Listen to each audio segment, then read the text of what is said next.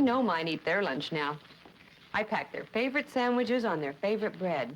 Wonder, kids eat it up. This Wonder Bread, it's already got a ton of things in it that make it shelf stable.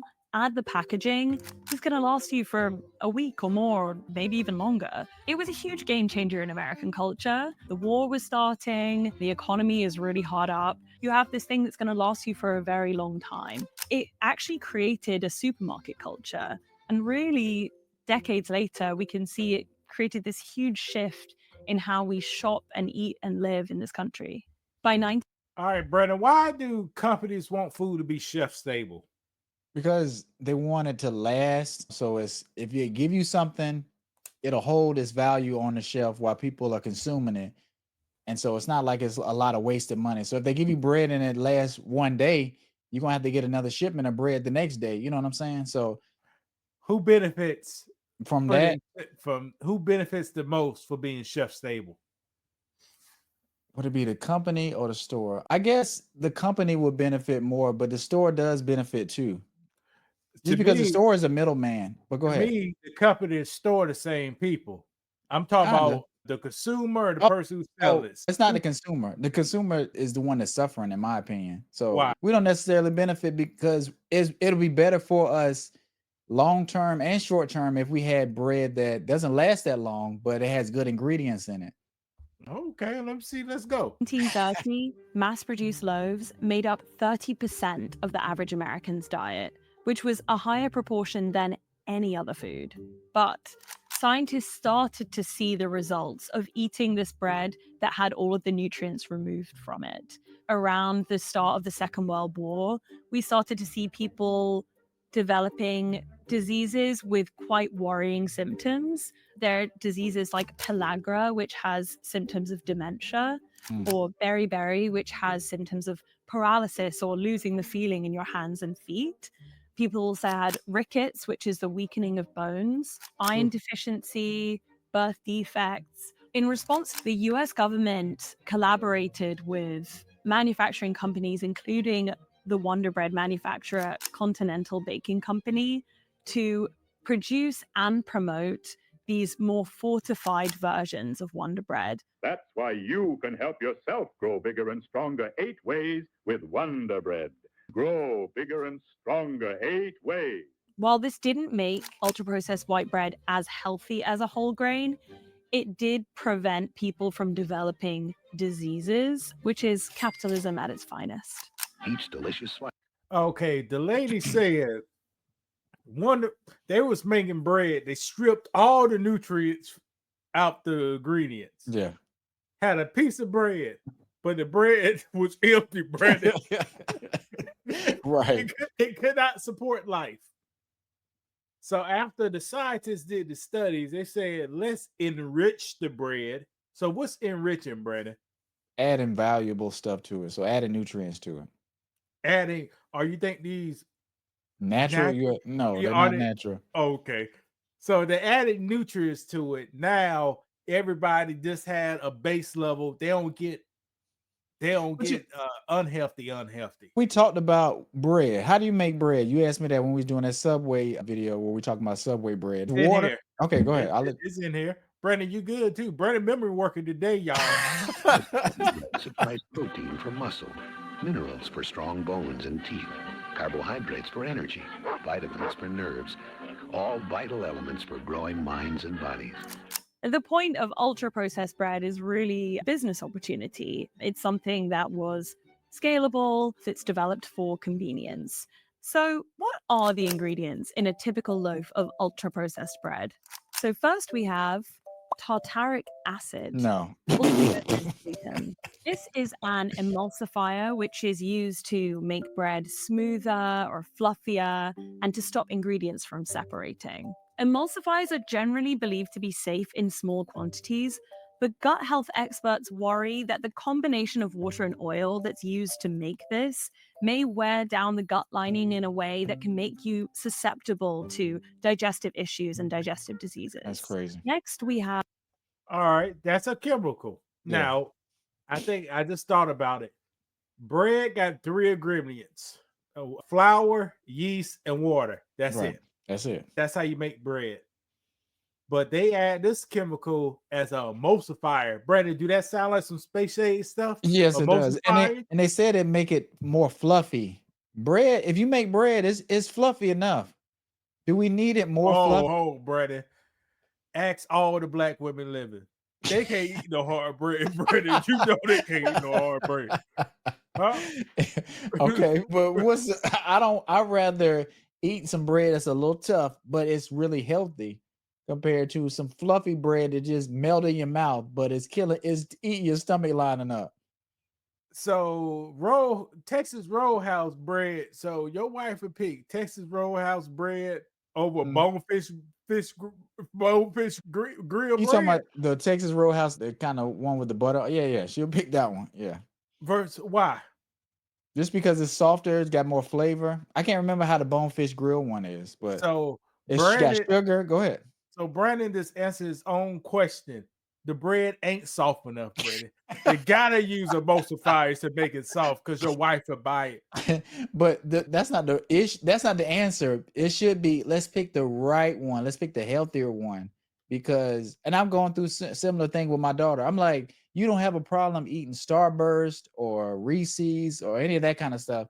None of that stuff tastes funny, but certain vegetables taste funny, or certain fruit maybe tastes a little funny. That's the not 100% natural, but that's the more natural stuff. But go ahead. You're right. Reese's takes 30 seconds to open and consume. Your broccoli, steam it, season it, this and that, 30 minutes. Of course, Yeah. they gonna go more convenience. But what I'm saying is, she thinks one of it tastes funny. Like, she don't have any kids don't have any issues eating candy. They're not picky when it comes to eating candy. They'll eat sour heads, all kind of stuff.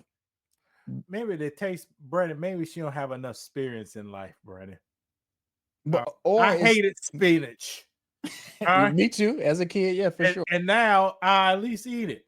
Yeah, Brussels sprouts, same kind of stuff. Like, I get that as a kid, but did you ever turn down candy? Like, I think it's something in the candy or the sugar that is triggering our brain. We don't care what it tastes like, as long as it has that familiarity where it's sweet and it hits that spot for us. Yeah, dope head. That's all that There is. you go. Right. Yeah. I did a post. I ate some high fructose corn syrup this week. It was the number one ingredient. I hit it.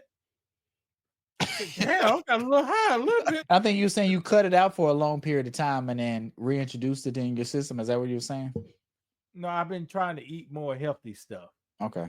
So when you do that, it's anything that comes in a package usually ain't healthy. So if you try to eat more healthy, anything that came in the bottle, you try to stay away from. Gotcha. I needed some barbecue sauce. Oh yeah, that's what it was. Barbecue sauce. Yeah. Man, that made me feel funny right here. And the taste right here, I was like, man, hold on. What the? Yeah. It was like medicine, but it was like sweet medicine. Yeah. And that's how they try to throw it off. It make it sweet, so it's okay. It tastes good, but it's something off. But if you don't know, are you a connoisseur of good barbecue sauce? No, I'm not. Okay. I knew he was gonna say it, but How the hell did it come to? You've made your own barbecue sauce though, right? One or twice in my life. Okay, but you compare that one to the one you had the other day, the store-bought one with the high fruit corn syrup in it. What is just something tastes a little off. But if you don't know, you're gonna think it's normal. Correct. I like McDoubles. Why? It brings back memories. Strip club for the strip club. Get two of them for $2. And also, I like the artificial taste you have. It does have a familiarity taste. You're like, this is McDonald's. I know what this is how the McDonald's burgers taste. And then I got my fries on top of it. They hot. They got that salt on there. Yeah. So that's why that's the only thing I buy there. And maybe some chicken nuggets. Yeah. And go ahead. Sundays, and they quit making them good 10 years ago. Have corn syrup. This is a really common ingredient in ultra-processed foods, including bread. It's super sweet. It can be used to mask the more chemical flavors of an ultra-processed food after it's been broken down and had so many things added to it. Brandon, you just said that, Brandon. Yeah. Brandon's saying, see, look at this. Brandon is one of What? them Buffalo soldier dudes, Buffalo soldiers. But somehow, in his natural mind, on a random topic, he described in a sentence what she just said. Yeah. That corn syrup, that sweetness, covers It up. covers up. And you're like, And that's what it's sweet, but something else. but that's how they messing us up. But go ahead. And I tasted that for the first time, besides like fast food, but the first time in a barbecue sauce. I tasted the fakeness. Yeah. And Brandon said it, and she just repeated it, people. Shelf stable. One of the health effects of corn syrup is that it's a high fructose type of sweetener, and it means that your liver has to work harder to break it down than, say, glucose. And I think that's how I lost weight, people. This destroys your. Okay, what do your liver do, brother? I can't really. Does it filter stuff out for your body? Is that what the main function? It filters toxins. Okay. Also, it burns fat. Okay. Also, it increases your metabolism. Okay. If you have a fatty liver or have a lot of chemicals in it, your liver can't do those things properly. Right. So if your liver get clogged up with all the chemicals, your metabolism may go down. And your weight is going to go up. There you go. Yeah. So you see how this stuff will hurt you? Yeah. Like me and Brad have been on this channel for 3 years. I ain't do nothing different. But only thing I said, don't eat nothing till 10 o'clock. And monitor trying to eat 2 meals a day. If you do snack, snack on healthy shit. I was healthy shit all day long. Yeah. Peanuts, almonds, fruit, banana. I'm doing this all day long, Brandon. Right. Months. But somehow, if I left the toxins alone and this, the weight came down. Yeah. The weight crazy. came down. Yeah. Because you got your liver working overtime, it's stressed out, and it can't do what it needs to do. So, like you say, your metabolism is going to fall all the way down, and your weight is going to just either stay at where it is or it's going to get worse. So, that's a perfect example. And it's funny. Like I said, we do shows like this where it's super informative. Like it's a lot of this stuff people know, but just hearing it and how people go over it, like it's no way we should be eating this stuff at the rate that we are. But what do people want to watch? They want to watch dance videos, or they want to watch whatever other content that they're hooked on. But this is what's most important, because when we're getting older, when you're in your 40s, when you're in your 50s, your health is all you have, and you want to prolong your life as long as you can, and the quality of your life. So quality like this is the main one too. Stuff like this is so invaluable. But like I said, we got to get our people focused back on what really matters. That can put you at risk of fatty liver disease, as well as the risks of just consuming a lot of sugar. If you consume a lot of sugar, you're at a higher risk of diabetes, inflammation, heart disease, obesity, and all of the classic things that are associated. Got my A1C check this past Friday. You see this? Yeah. That was the first stick. That was the first stick. The first shit, she had to take five damn the long ones. Yeah. See what I told the doctor? I said, doctor, I want my feet back. All right. You said it just like that. Yeah. I said, my back is doing all right. I want my feet back. I want normal people feet again. He said, okay, let me check you into this. Check me for the diabetes. I got my result. I was nervous. I said, damn, I've been he's had that movie night, leftover candy, ate all that motherfucker. And like I said, we talked about it. You'll be good as long as candy and that kind of stuff is not in the house, because you won't buy it. But if it's around you, yeah, you'll finish it off. I checked my number today. I had to wait and see, procrastinate. I waited 1 or 2. I waited 1 day, people. All right. I procrastinated 1 day because I was scared. All right. But after 1 day, you got to step up like a man and just take look. the results. So I looked it up. A1C like 4.8. So Okay. I'm in the normal range, and I'm on the low side of the Yeah. the norm. I said, "Gee, there you go." I said, "Ain't Yeah. God good?" For All sure. those damn sweet patches I be eating. But like I said, I can see that you've consciously been making better decision as far as what you're eating health wise, and it's been paying off. Like I said, you sent me a picture of I guess we did that what, a year ago, and the difference how you look when we did our show versus now. That's about 2 years ago. Oh, 2 years ago. Okay. Yeah, the one, yeah, but yeah, I'm getting back to 2022 look. But yeah, so that what it is. See, Brandon think I'm so macho, man. I be scared. I waited one day. Yeah.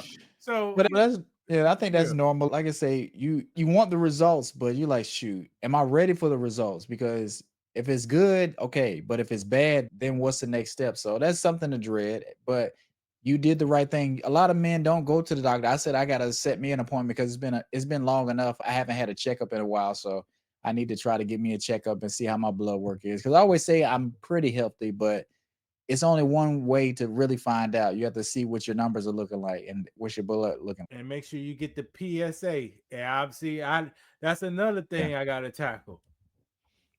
The blood work PSA, but Tackle because that. I don't know who to do. I think doctors don't want to do that no more, Bernie. so what's the other alternative? Because I know I used to work at a lab. You can do the PSA blood work, and it'll give you some numbers whether Yeah, you're but that may be too late, Brandon. Okay. Who knows that they gonna be? Who knows? This one, death, life, death. They ain't gonna do that. No, you're right. You're right, and that's And- something that's important and plaguing a lot of people. And in PSA, if you really think about it, it'll tell you it's too late. Time the numbers go off. Right. You know? Right. Yeah, when the numbers spike on you. But this is a health channel, people. Wellness. Associated Yeah. with high sugar diet. Another common ingredient used is acetic acid. This is an antimicrobial that's used to prevent mold from growing or to prevent the bread from going off or going stale quicker. It's a vinegar. Now, what your liver got to do with that, brother? You think your liver could take that out? Chemical That's what I'm talking- that's man-made. Not really. It could do it, but it's not doing it in God's creation. God made an organ to work a certain way. Like it's struggling to get this stuff out of us and through us, and cancer may be part of the result of doing this, or obesity, or any of those other things. Acid in your bread. And what's the three ingredients of bread, brother? Water, flour, and yeast. There you go. That can be used in other types of food production. Acetic acid is not dangerous to human health in the amounts that are used in store-bought bread, but it is part of this perfect storm of chemicals that are used to make bread last way longer than it naturally would. Then we have calcium carbonate.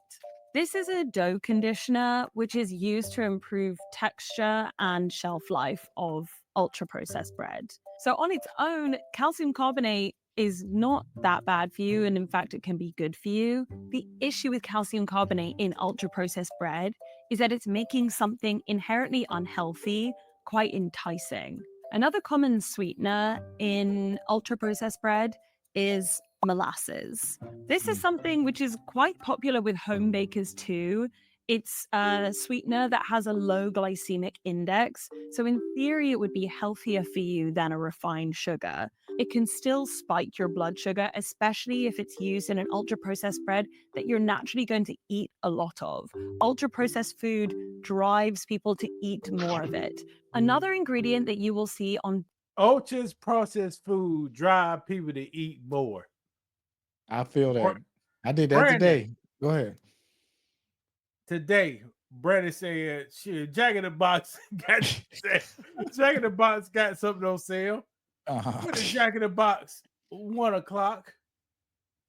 Him and his daughter up there spending their $26 in Jack in the Box. Yeah. On nothing, but go ahead. Eat the food, drive it back. By 3:45, his daughter talking about I'm hungry again. You're right. There you go. Yeah. What just happened? Nothing. Your body burned it off, but there's no nutrients in the food. There's no real substance in that kind of food. So you eat it, you get full, but sooner or later your mind is gonna be like, I need some more. And it's what she's saying is because the chemicals will tell you You just had this processed food. Get some more processed food. Correct. Sweetness with a hint of salt will have deers licking their ass off with the damn forests, brother. Dope They fiends. animals. They Yeah. mammals. And you the same way, brother. Right, for sure. Sweetness with a little hint of salt. Right. You'll be, ooh, let me get, ooh, what's sweet tonight? Ooh, let me get some little sweet. Right. You know what I mean? I ate this morning just 3 slices of bread just because I ate one. I was like, damn, that was pretty good. Went in and got another one.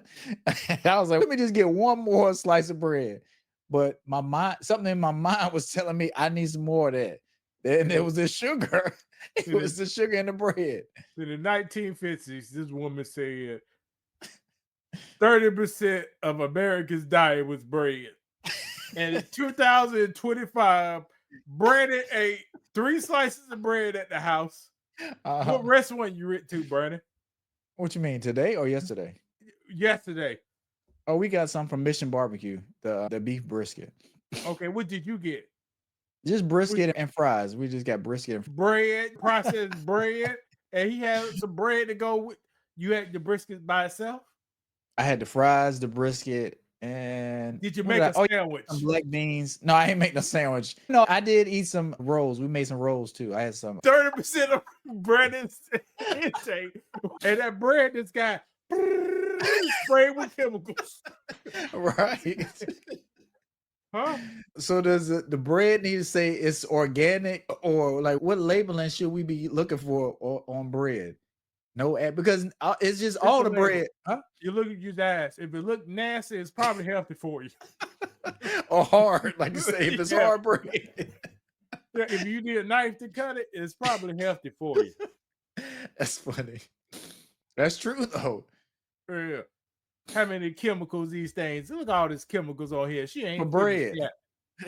Basically, every label of store-bought bread is ascorbic acid. This is a type of vitamin C, which sounds great. The issue with this ascorbic acid is that it's used in the manufacturing process as a flour treatment to fortify the dough against a rather aggressive manufacturing process. So it means that we can toss this dough around and slam it against machines and pulverize it in a way that's quite unnatural unless you have all of these ingredients inserted into it. Now look at this, Brandon. Here's a trick on you. What's vitamin C good for, Brandon? What's vitamin C good for? I don't know. Vitamin C is good for your body. It gives you energy in a way, like it. I don't know what you mean. Go ahead. Vitamin C, I think people use that for the immune system. Okay. It goes good on the immune system. So they could put on the package, this bread is loaded with vitamin C. Yeah. But what was the reason they put vitamin C in the bread, Brandon? So they can toss the dough around and it can be bumping around with people's hands and just all kind of stuff, and it'll be okay. So is that profit over health? Yes, for sure. But they dressed it up in a pretty little bowl and presented it like they was giving you something. Right. Nah, they want to be able to drop that bread on the floor and pick it back up. There you go. Or leave it out a little longer than it should be, and it'll still be okay because you got the chemicals in there. Yeah. Preservative. Emulsifying everything. Don't it? When you have a emulsify, don't it bubbles up? Yeah. So that should keep everything loose and bubbly. Right. Used in store-bought bread is L-cysteine hydrochloride. And I've seen this on labels. From duck feathers or human hair. Oh, wow. It's an amino acid which is used to prolong shelf life and also enhance the flavor of processed foods. The FDA says that this is actually safe for human health, but it is widely regarded as just gross. You also have bleach, which is added to the bread to make it look whiter. So this can be done by adding chlorine dioxide gas to the Something flour wrong with us. before it reaches the manufacturing plant. We also have azodicarbonamide, which is used as a bleach and as a foam expander to give bread a fluffier feel. This is an ingredient that's also used in vinyl flooring and yoga mats to give it a squishy feel. The FDA says that it's safe to use in small amounts, but the EU and Australia... Hold on, Brett. How many loaves of bread you ate today? I had 3 slices early today. And I finished off, we did some more rolls. So I had a lot of bread today. So I had a lot. Bouncing, so your ass Yeah, gonna be it was bouncing bouncing. tonight. Yeah. So your ass gonna be bouncing tonight on that bounce. On that bounce, they put it in there. And to think about the slices of bread that I got, it's really soft. You could tear it, like it's really soft, like they're saying. I'm just thinking about the chemicals and what they've done to it to make it that way. Sweet, woo! Like I said, I had one slice. I said I gotta have another slice. I didn't even have anything with it. You get a whole whitey laid out. Brandon take that bread he got, wrap that thing like what's that spray foam you got with the dude spray it turns into rubber. I don't know what do you mean? A sprayer flex or something. Oh, I know you're talking about. I can't think of the name of it, but I know you're talking about. Wrapped around the fist like sprayer pricks. That's what Brandon like. All these chemicals, pull it apart. Brandon, yeah, and it's good. It's just not good for you. Yeah, that's what bread.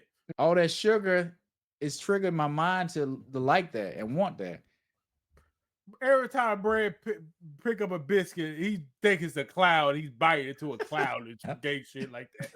No, you're right. I don't know if you've seen interviews where people from other countries, there's been some rappers, they'll say, I don't even eat this bread because y'all bread is too sweet. Like it turns them off. They don't even want to fool with a lot of our products just because over in there in the UK or wherever, their bread, their products aren't laced with all this stuff like ours is.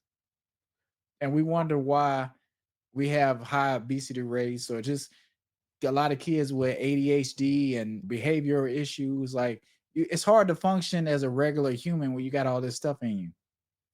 Kick it back to the old school. Get you some heavy whipping cream. Get you some white lily flour and make your own biscuits. Yeah. Or get you some buttermilk. Get you some flour, a little salt, a little baking soda. Yeah.